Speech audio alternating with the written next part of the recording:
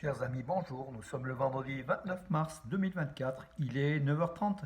Quelques news de l'Arménie, de l'Artsakh et de la diaspora arménienne. Tout d'abord, une petite affiche de l'association Arménia que j'ai l'honneur de présider. Donc voilà, une petite association culturelle qui fait depuis pratiquement 30 ans de beaucoup de manifestations en fait culturelles, patriotiques et tout le reste.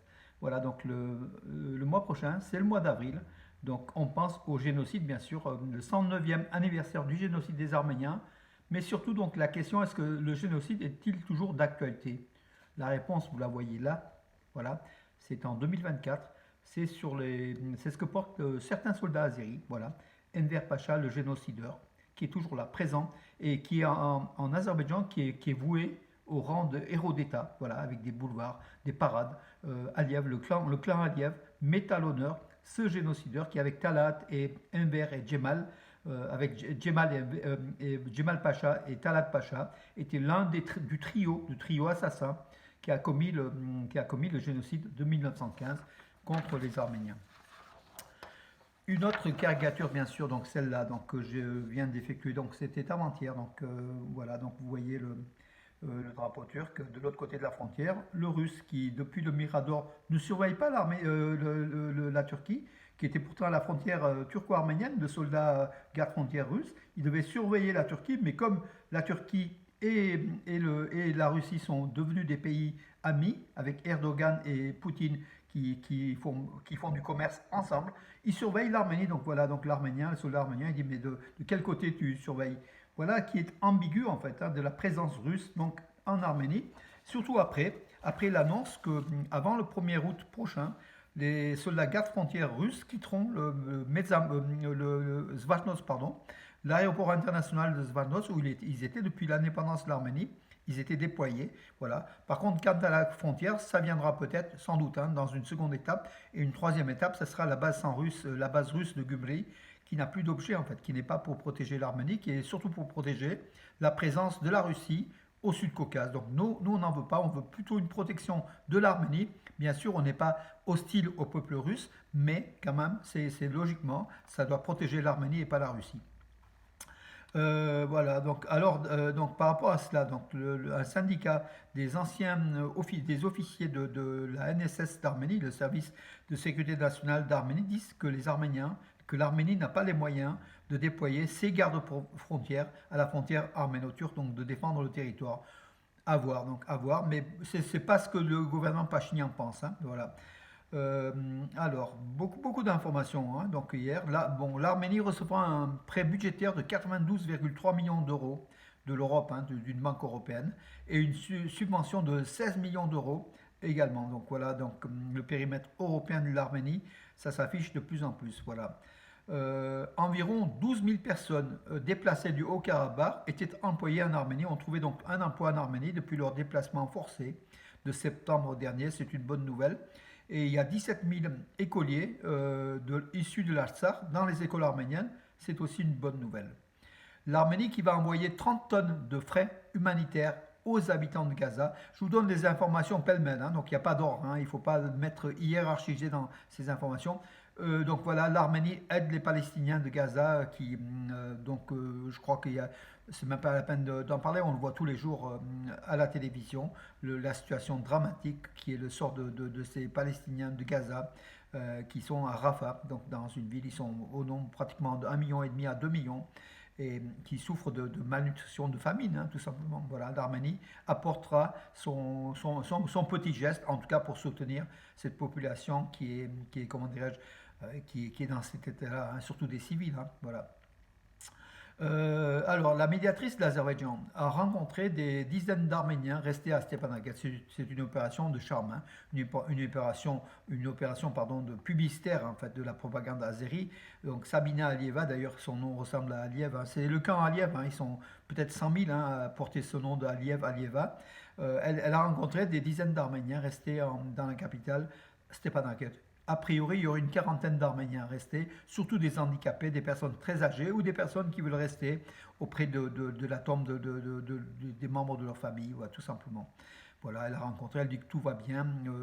Mais en fait, le seul élément, c'est que beaucoup ont été rapatriés par la Croix-Rouge internationale en Arménie. Ceux-là, ils restent.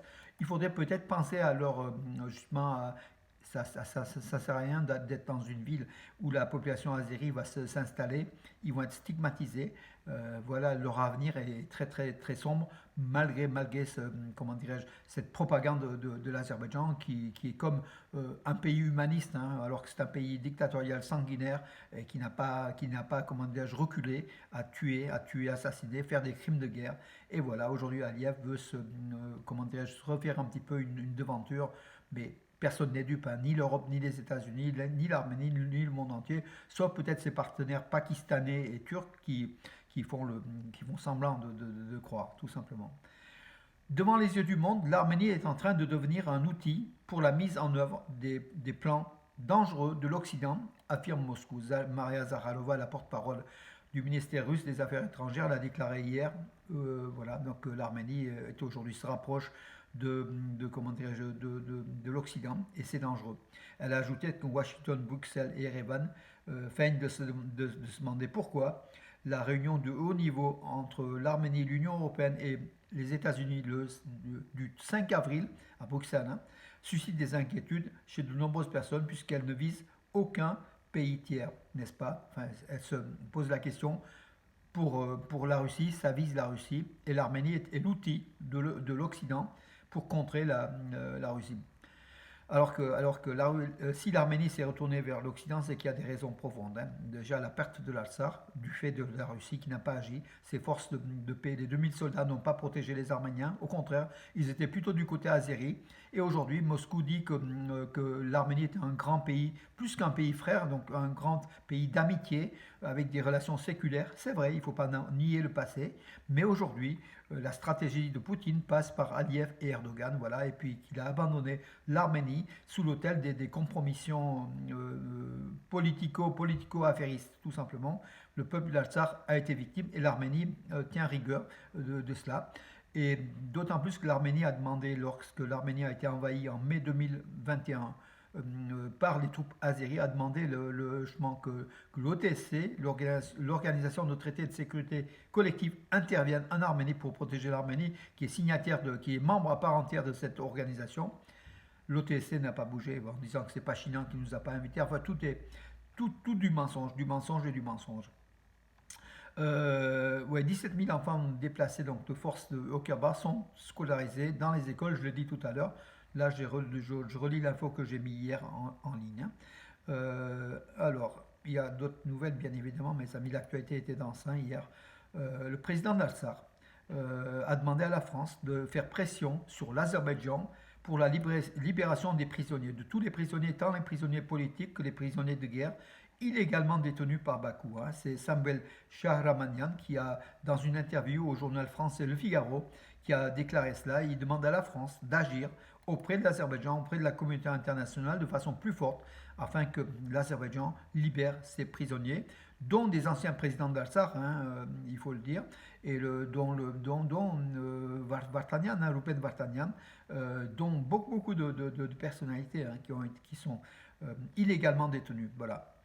Donc, des membres de la Commission des affaires politiques de la sécurité nationale du Conseil européen, donc en fait c'est le plus haut niveau de l'Europe, hein, se rendront en Arménie. Donc ils vont venir en Arménie, voilà donc aussi le rapprochement fort donc, entre l'Europe et l'Arménie, l'Union européenne et l'Arménie. Ils seront en Arménie donc en visite de travail du 8 au 9 avril. 8 et 9 avril, donc voilà, donc au mois d'avril avec le 4 avril, le 8 et le 9 avril, l'Arménie a deux rendez-vous importants avec l'Union européenne, très importants même, voilà. Le vice-président de l'Assemblée nationale d'Arménie, donc le vice-président pardon, de l'Assemblée nationale d'Arménie a reçu une délégation du Parlement de Géorgie. Donc entre Tbilissi et Yerevan, c'est chaleureux, tout se rapproche. En fait, les deux capitales de la Géorgie et de l'Arménie se rapprochent de façon singulière.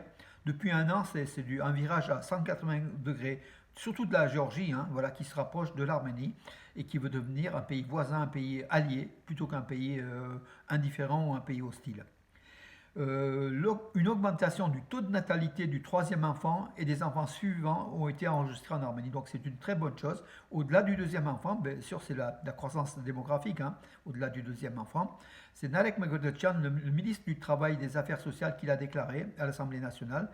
le phénomène s'est inversé donc avec l'aide de l'État au troisième enfant et plus. Les couples avaient commencé à avoir trois enfants et plus, donc en Arménie, voilà. Et c'est un phénomène qui est en augmentation très forte, puisqu'en 2022, le troisième enfant était en augmentation avec un taux pardon, avec 11 956 troisième enfant, une augmentation de 44,6% par rapport aux années précédentes, voilà.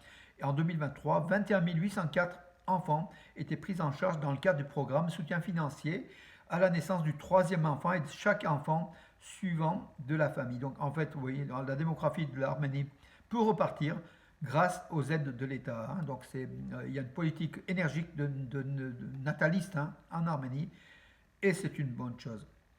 La situation actuelle des relations arméno-russes n'inspire pas d'optimisme, affirme Sergei Lavrov, qui accuse les dirigeants de l'Arménie et qui appelle bien sûr pratiquement le peuple arménien à se révolter contre ses dirigeants, hein, avec des mots difficiles en fait.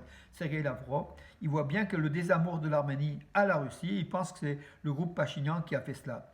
Or, il y a quand même des faits. Donc, il n'y a pas que le groupe Pachinian, il y a des faits. Voilà. L'Artsar et la frontière de l'Arménie, qui n'est pas du tout défendue par la Russie, sont deux éléments sur lesquels la Russie devrait se pencher avant de déclarer, d'affirmer de telles déclarations. Sergei Lavrov, d'autant plus il est en partie d'origine arménienne, Sergei Lavrov, mais il sert Poutine à 100%.